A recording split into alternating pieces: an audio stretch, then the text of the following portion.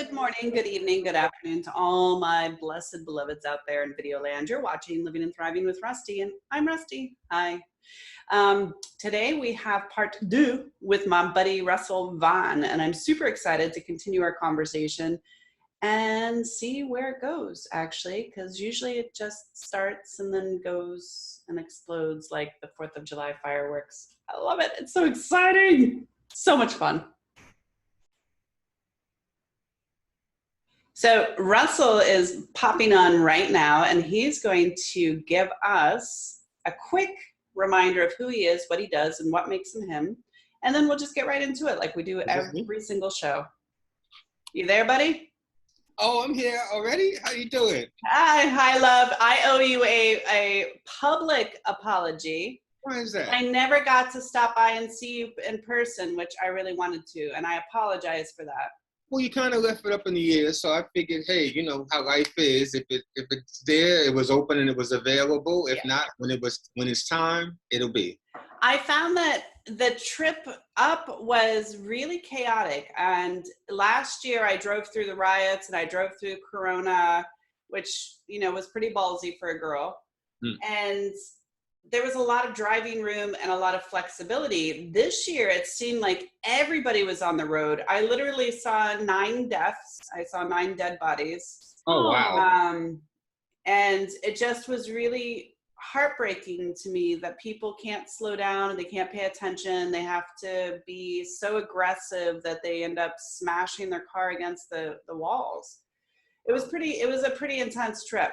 So again, I apologize. I love you guys so much. And it just great time to see you again. Thank you so much. Yeah, time got out of control. So who are you? What do you do? And what makes you you for those who are just piping in and they didn't get to see part 1? My name is Russell Vann. I'm a best-selling author of the Ghetto Bastard Series. If you don't know what Ghetto Bastard, this is the first one. Second one. Oh, excuse me. Second one. I messed up there. And third one, Ghetto Bastard. Do you want me to tell you what it's about? People, yes, we know already. But it's about a coming of age young man born in the South Bronx to teenage parents and basically abandoned. He was raised by his I'm talking he as a third party, but anyway, raised by my great-grandmother, and this tells about the trials and tribulations of growing up in the ghetto without a father, and just the old culture, which my great-grandmother she was 60 at that time, but she had a lot of old school values. So blending the old school values with the ghetto, should I say, and just dodging out the nefarious obstacles that face people in the ghetto.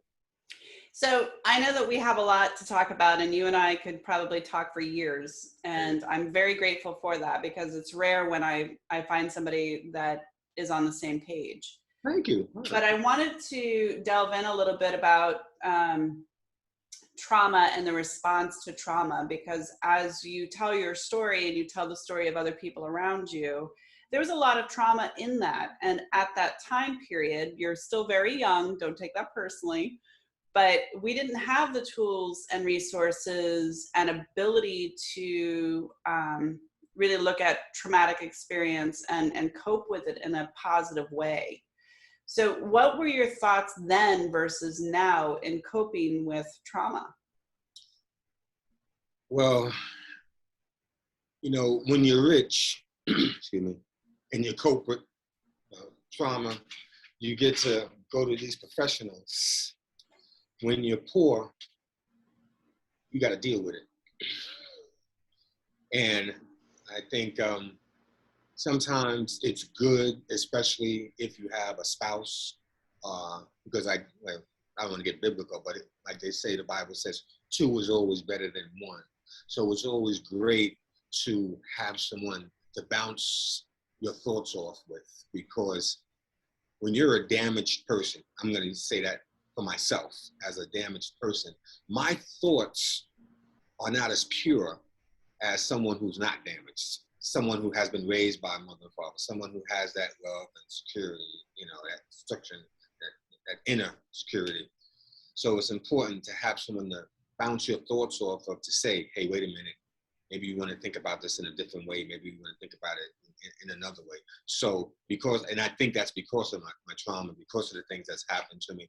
And also, when I say having someone to bounce things off of, also needing to have someone to trust, because you just don't talk to anybody. Just don't give up that information that is affecting you. Are we still on? I think you're frozen. I froze there for a second. I apologize, but it's okay that I freeze. It's not okay that you freeze. Okay, good. Okay. Because I disappear. So when you talk, I disappear in the ethos. So I can make faces at you and nobody knows. Okay. All right. So one of the interesting things about trauma I've found or discovered is that there's a lot of shame, guilt, and fear. And it's very difficult to find a number two, and not necessarily a number two as in, I mean, you're very fortunate. You have a very loving and supportive wife, but not everybody gets that. And so what kinds of recommendations would you make for somebody who's growing up in that circumstance, which we have a lot of, unfortunately, still, in regards to reaching out to other people? We're in a time frame now in 2021 that's far more educated and resourceful than it was when you and I were growing up. What kinds of thoughts would you throw out there for people who are watching this who really need to hear guidance? Well, I would definitely suggest therapy, because they have so many different forms now. You can go in person, you can go Zoom, but and I don't like to say I want to get too religious, but in God, we have to be able to express what's on the inside of us. So having a therapist and it being non-personal, and you can, and then and some of them are very affordable, depending on where you're at. And I think they have some down because they as time is going on, they understand that mental health is very important as far as a person's upbringing in their life and how they're going about things. So they have a lot of opportunities for people to find the help, like you said, that they need. But I think therapy as a start would be good, because excuse me, that's a place that you go, and it's supposed to be a safe place. And it's just you and that individual that has no bias, no preconceived notion about who you are, what's going on, and they're really there just to listen. And they really offer the feedback if you ask for it. But sometimes people just need to vent it out loud to another person, because we all know anytime we suffer any kind of trauma, it's always going on inside our heads. We're always talking about it. Anything that reminds us of it, we're always calculating, oh, this, that, I remember this, blah, blah, blah, blah, blah. So it is very important. So therapy, I would suggest. I would second that with, a reverend or a priest or somebody in your personal religious doctrine, if you have one, and if you don't, there's always somebody's Nana that's available, right? Like I could find grandmas for days. Of course, I'm in Florida, but there's always somebody who is trustworthy and has an ear to listen to you. Absolutely. I'd be very cautious. Some empathy, though. I mean, some people listen to you and hold it over your head, you know what I mean? So you're definitely somebody with empathy to understand where you're coming from. And then sometimes what they have, like those group sessions with people who have, common traumas, will sit down and talk about it. And then, sometimes hearing other people's traumas. Like I was talking to a friend of mine the other day, and we were talking about the book, and we were talking about growing up poor. And I grew up poor, roaches and everything. I mean, if you read my book, did I tell you about my book? Anyway, but I was raised by my great grandmother. He was raised by his aunt who didn't want him. He slept on a mattress on the floor, sharing a bedroom with his two cousins. And his aunt always made it known that he wasn't wanted. And until he left the house. And he left, I don't know what age he had went to live with his aunt, but he left the house about 18. And I look at my life and I'm like, wow, even though all the things that I went through, I had my grandmother because she loved me. She taught me. She gave me a room. She gave me a bed to sleep in. You know what I mean? So no matter the trauma that I went through, there's always somebody that's had worse. And sometimes it takes listening to someone who's had it worse to realize, wow, okay, there's a light here. You know what I mean? It wasn't as bad. It's bad. Everything is bad while it's happening. But just when you're listening to other people, you're like, wow, okay, you start to have empathy for them. And then now it's not all focused on your hurt and your pain. Well, and I think that's why I do what I do. And this is so important to me, having these conversations with a variety of people, because it challenges perspective. If you don't know what you don't know, you just don't simply know. And I think a lot of the issues that we have societally are based on ignorance, and not in the ignorance in the sense that it's intentional, maybe, but more so you don't understand the experience. And I believe very strongly in having many conversations like this so that people challenge their perspective, challenge their understanding. I believe that would change a lot in this country when I become president,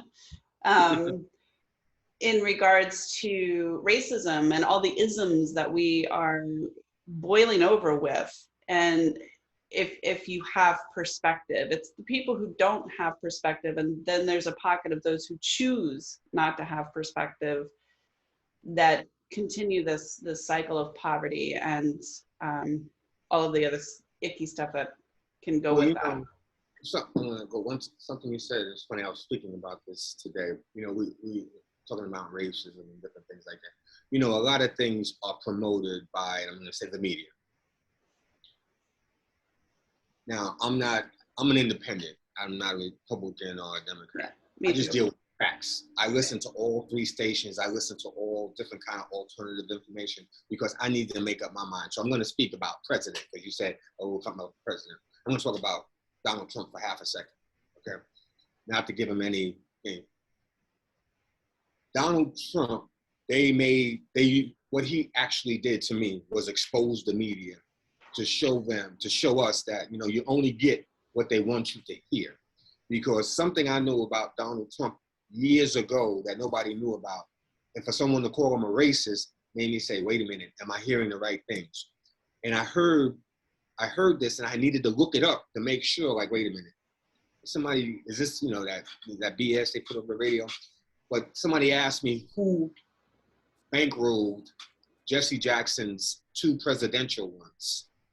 I think it was 84 and 88, if I'm not mistaken. I was very young. It was Donald Trump. You know what I mean? So just that alone just says a lot. So I won't say any more with that, but I'm just saying how people, I think a lot of it is the higher ups, the so-called, I don't think the 1%, I think it's the 1% of the 1%. You know what I mean? Because as long as we're divided, as long as black and white is divided, as long as poor and middle class are divided, as anything, and we're attacking each other, then they're sitting up there just robbing us blind, doing whatever they want with this country, doing whatever they want with our finances, doing whatever they want with our retirement. So we have to be careful with what we listen to. So a lot of the things, if a lot more people were open-minded and listened, researched, instead of just taking the word, oh, they said this, oh, they said that, it's true, and support what you're saying with facts, not emotion. When we start talking, when we start answering things, and we start doing things, and we start responding to things on emotion, we're already gone, because our emotions will drive us all over the place. And a lot of times, our emotions make no sense. And I'm not going to be misogynist here, but sometimes, like when women start crying, like when my wife start crying for something, maybe it's a movie scene or something, a movie she's seen 1,000 times, and she'll be, what are you crying for? What you seen already? It's emotions. You can't explain it. And because it's unpredictable and you can't explain it, you don't want to rely on it. I defend your wife. We see more than you see, and we're just mushy-gushy on the inside. But we'll still beat your ass with a frying pan, so don't test. Oh yeah, okay, of course. Yes, she's good. I never give her up. So, but that's a perfect example. Anyway, back to the show. That's a perfect example as to what I was conveying, is that there's willful ignorance, and individuals who are not focused on finding their facts and finding the real information and believing the hubbub. Those are individuals who are willfully ignorant, because we have the tools and the resources. We don't have to watch the TV. TV to me is heroin. Good analogy. Yeah, it literally changes your brain. Yes. And getting out of your neighborhood. Like, if you stay in your neighborhood and the same people are telling the same stuff every single day, you start believing it because that's your environment, and you don't have a different perspective. Right. And I think that's what perpetuates a lot of this garbage that we're still going through. And I can only imagine what your great grandmother must have not only endured, but witnessed throughout her life, with all of these changes and this percolation. Funny when you're saying about willful ignorance. I used to work in a prison, and the men that were in the prison, a lot of them were young, of course, but they were running around smiling, happy, joking. Some of them had life, all kind of crazy sentences and stuff. And basically, you know, you went from one small cage to a bigger cage to a bigger cage. That's your day. And being from the ghetto, I always had a different perception of jail. So I had to ask one of the senior officers one day, I said, what are they walking around here so happy for? There's no women. That would kill me already. You know what I mean? Anyway, go back. So he said to me, I was getting ready to go someplace. Let me not go. So he said to me, he said, listen, you have to remember, most of these guys come from poor neighborhoods where they only have like a 10-block radius of traveling. They don't go anywhere. They don't do anything. So to put them in a jail, and as long as they get to run to the basketball court, in the weight room, and the gym, in the handball court, and they have some space to run around, and they're with their homies, they're okay. And I was like looking at it like, wow, that's just amazing, because because they didn't have any exposure to anything, then them put in this small box is acceptable. No one's fighting to get out. Nobody, you understand what I mean? And I looked at that, and that was like really amazing to me. And that was something that I had to come to terms with. Like, wow, okay, now I understand why certain things are the way that they are. You know what I mean? People are putting certain, because I was sitting there, and when I used to do my rounds, and I'm like, wow, how can somebody stay in that box, close that gate? You know, there's no fresh air coming through. It's not like in the movies where they have the bars on the windows, the old sheriff's stations where you can look outside, everything is good. And I was like, wow, how can they do this? And they smiling, happy, joking, but they're in their own neighborhood. Everybody in their own neighborhood is here, condensed, and we're having fun. We're having a ball. And we don't have to go anyplace because we've never been anyplace. And what you don't know, you won't miss. Well, and larger than that, I think, and in the culture, in that particular jail culture, which I am so grateful is ending, the for-profit aspect of it. I think there'll be a lot less arrests when you're not making money off of it, right? I think that's the narrative too. They're still getting paid. Anyway, I think that in a lot of ways, from the people that I've been exposed to that are in jail, they're safer in jail. There's consistency. They know when lights out is happening. They know that they're going to get a meal. They know they're going to get a shower in a couple of days. They know that they're going to go to the basketball court. Whereas living on the streets, as you and I both know, because we lived it, there's no consistency, and you never know which shoe's going to drop and who's going to shoot you. You just don't know. That's right. And so you're constantly in fight or flight. You're constantly on high levels. You sleep with one eye open. I still do after all these years. My daughter gets freaked out. My daughter freaks out. She's like, Mom. Wow. But that's, that's deep rooted stuff from, what you and I lived through. But I think in some cases, in the majority of cases, that's jail's safe. It's consistent. You know exactly what's going to happen when it's going to happen. You don't know what's going. Well, that part of it, you don't know when that shit's going to happen. But but you're right. You're absolutely right. I can't even add to that. You know what I mean? Well, I'll try to add to it. But it is structured. Let me say, and I looked at it on the other side. The job is structured. The job is the same. You know, it's the same every single day. I call it Groundhog Day. It's the same day. It's the same week. It's the same month. It's the same year. And what it takes away, what a lot of the individuals in the jail system don't understand, and I used to talk to a lot of them, young people, is I say, you know what it's taken away from you? It's not about the freedom. You know what I mean? Because who's really free? I got to go to work every day to pay these bills. And if I don't, I'll be out of here. It's about time. It's taken away something that money cannot buy, something that you will never get back, time.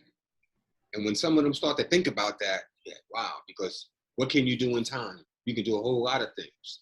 But when they take it away, I try to explain to them, and I don't want this to become a thing on prison system, but what I try to explain to them is, if you go to jail at 20 and come out at 30, when you come out, you might think you're 30, but in life, in society, you 20. So now you're gonna have to work at McDonald's. You're gonna have to build up to 30. You're gonna have to get that career, that job and all that. And a lot of them don't have that humility to do that and end up going back to the same thing that they were doing before. But this is what happens. Yeah, and I don't remember what the movie was. I want to say it was Shawshank Redemption, where they show a scene where one of the fella, he was lifelong for a crime he didn't commit. You know, he gets out and he starts bagging groceries at the grocery store at like 80. He killed himself. Huh? He killed himself. He ended up killing himself because he just couldn't handle it. I mean, there was so many years of not being out in society and technology and there's no, and again, we're not trying to make this into a prison conversation, but anyway. So I don't think that we allow a lot of coping mechanisms or a lot of education or resources for people to get out of their current situation. I think we make it very difficult because there's this ideology that you're there because you're lazy or you're choosing to be there. And prospectively from your childhood, which I'm sure you talk a lot about this in your books. Oh, absolutely. What kinds of hurdles did you go through to get out of that situation? I mean, I could talk about mine for days, but the poverty situation, which Yep. Well, oh wow, this is funny. It's in the book too. But the first thing I wanted to do whenever I got a chance was start working, because I wanted to be in charge of my money. We were poor. My grandmother got $110 every 2 weeks when she got on the welfare system for me, and some food stamps. She needed that. And my friend who I was talking about earlier had worked at Fordham University in the district. And he said, hey, if you want a job, he used to go, when we'd get on the bus, he'd get on the opposite bus and head up to Fordham University, and I'd head home. And he told me he had a job, part-time. I was like, oh, okay, hey, are they hiring? He's like, you got to come bring your social security card. And I did that. So I told my grandmother, I was like, hey, I want to go get this part-time job. I thought she would be happy because, I'd come and give her a couple of dollars. That's how, I was raised and stuff. She was adamantly against me going to work. Adamantly. I mean, argument. But see, I didn't understand at the time. We were on public assistance. My social security number was in the system. If I went to work, then that would be like she was cheating the welfare system and, getting money in. It's not. I didn't listen. I went. I didn't care what the repercussions were going to be. I went in. I gave up. I got the job, and I went to work. I mean, she was mad at me for a while, but I mean, and back to your point, she wasn't mad after I was giving her money every week because it ended up being more than what she was making in the welfare.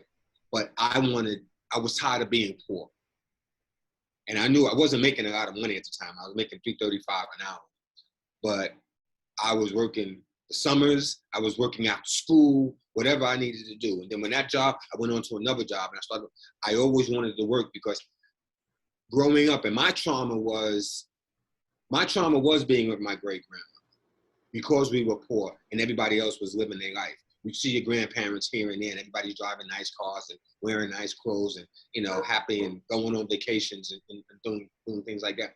My grandmother and I, we would sit in the house all the time because we didn't have money to go in place. Sometimes we go out to the park or something like that. But I mean, just money to go places and do things like, I'm 53 years old. I've never been to Disneyland.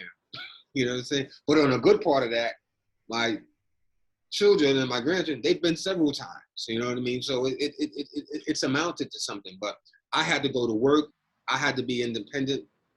I had to be responsible for my own, you know, and that's how I jumped out of it. And it just grew from there. And I always say to people, there's nothing wrong with hard work. It might not get you where you want to get. It might not get you to that point right away, but eventually, if you work hard all your life, then opportunities are going to come. Your work ethic is going to grow, and you succeed. That's all I can ever recommend to anybody. Do you think that, you know, your grandmother, I'm trying to do the math here, but your grandmother was born in the late 1800s, huh? No, I think 1913. 1913. So, okay. So it was close. Yeah. Not too far. I was thinking 1895, but remember, I lived with her and her mother. True, because she took care of her mother, so that I did witness something. She had to be born in the 1800s sometime. So your great-grandmother and your great-great-grandmother? Yes. Does your wife know how long you're going to live? I hope she likes you. I think so. She threatens to kill me every day if I do something crazy, but hey. I support this. I kill you. I kill you. I got the shovel. So, you know, prospectively, for an African-American woman in the early 1900s, education was extraordinarily limited. With 2 white kids. Thank you. I forgot about that part. But, you know, do you think that a lot of her hiding in the house, so to speak, was more of a metaphor of her own personal fear of going out? It could have been. It could have been. She dropped out of school probably in the 7th grade. She had her children very young. I don't know if I told you this in our prior interview. It's in the book, but she had 2 babies by an Italian man, and we're talking 20s at that time. Right. If you see my grandparents, if you see my grandfather and my aunt, when they were younger, they could pass for white. Yeah. So whatever she was going through, it only magnified it by her having to raise these 2 half-white kids in Harlem. Yeah. And I can only, you know, whatever, all I have to do sometimes in my life when I think about things that are going on is think about what she really went through in her life and what I went through. I mean, it's but nothing, because I can just imagine the ridicule and the things that she went through in her life at a young age, because she had both of her kids before she was, I'm going to say 17. Wow. So she's a teenager with half-white kids in Harlem walking around. And when you're in that situation, in that time, you got hit by both sides. So thinking about her sacrifices, and then she does all of that, and then later on in life, takes in her great grandson while she's taking care. It says that gives me inspiration. That gives me motivation. That gives me things in my head to say, hey, you can do this. You know, families, it instills that moral value, so I was trying to say.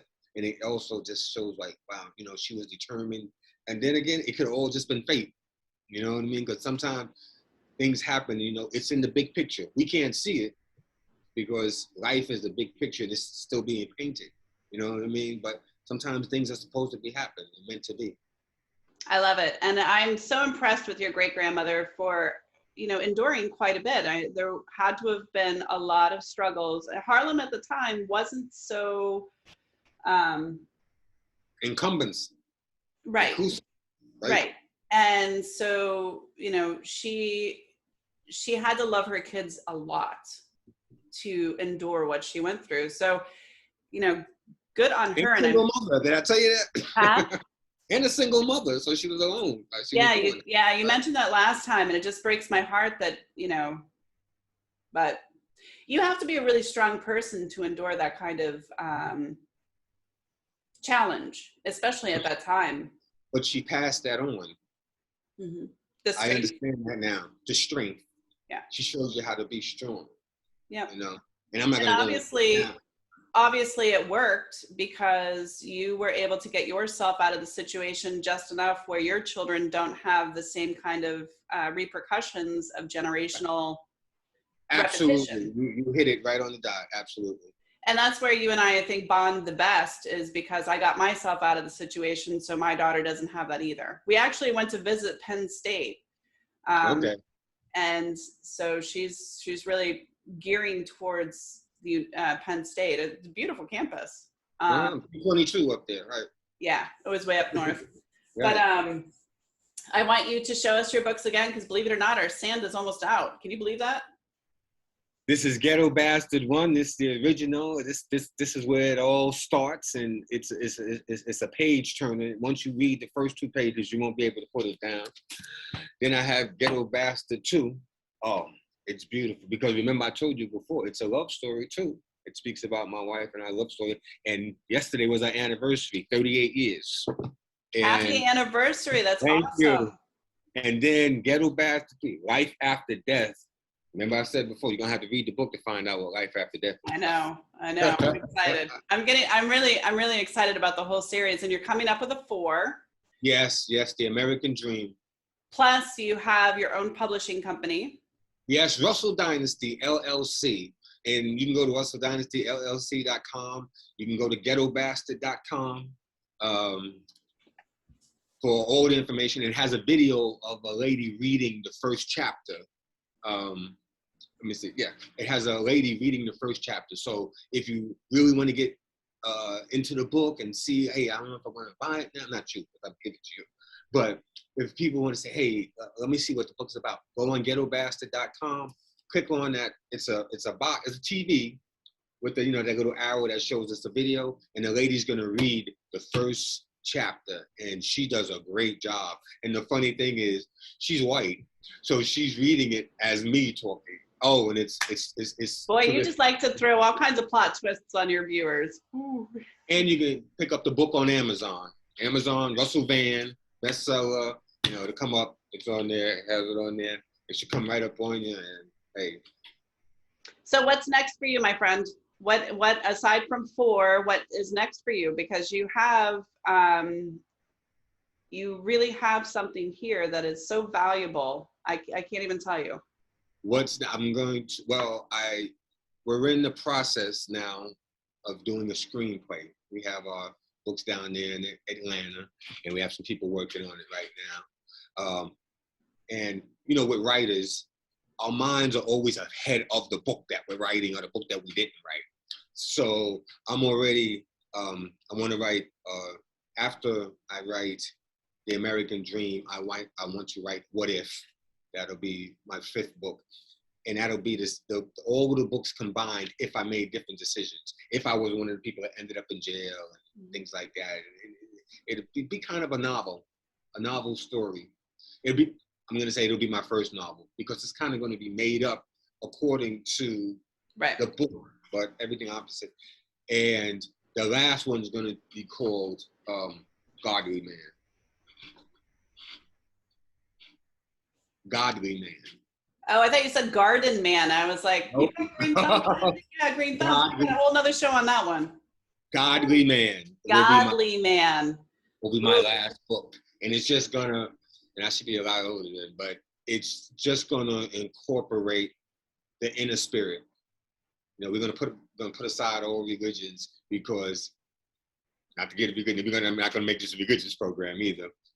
but it's going to put all religions aside in a sense and deal with that inner spirituality and looking at life. And it's kind of going to go through the books again, but it's going to speak about how to handle things and look at things in a spiritual way, and how I'm thinking now as more as a spiritual man than I was when I was, let's say, not so God.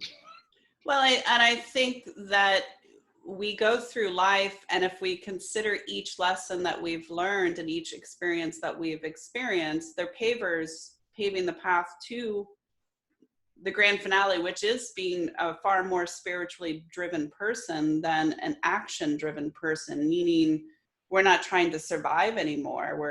We're healed for the most part, and we're just trying to live our existence in a very peaceful and delightful way. And so I'm looking forward to that book. You'll have to come on when you're finished and we'll talk about that. Thank you. Thank you. Yes. Russell, you are a treat, and your wife is lovely. And I apologize again for not meeting you in person. Eventually I will. I do this trip all the time, just crazy. Sure. Anytime. Any last parting words before the last piece of sand hits? Like I tell everybody, live, love, and laugh. Amen. All right. Amen. I'll talk to you soon. Take care. Thank you very much. You're watching Living and Thriving with Rustie, and I'm Rustie, and I get to do this. I get to find amazing people like Russell and his wife and his family. My God, I have such an adoration for his great-grandmother. You have no idea. And bring it to the front and center and have these conversations that may be challenging for some people, but they're reality for a lot of people. And hearing the fact that Russell was able to climb out of the depths of poverty and the depths of, living with his great-great-grandmother is huge, because we all have emotions, we all have love, we all have things that we think we need, and sometimes we're given tools that we didn't know existed. And in Russell's case, he was given so many tools. He has 4, maybe 6 books to tell us all about it. So check the links below. Definitely buy his books. And I have a feeling he'll be on the show again.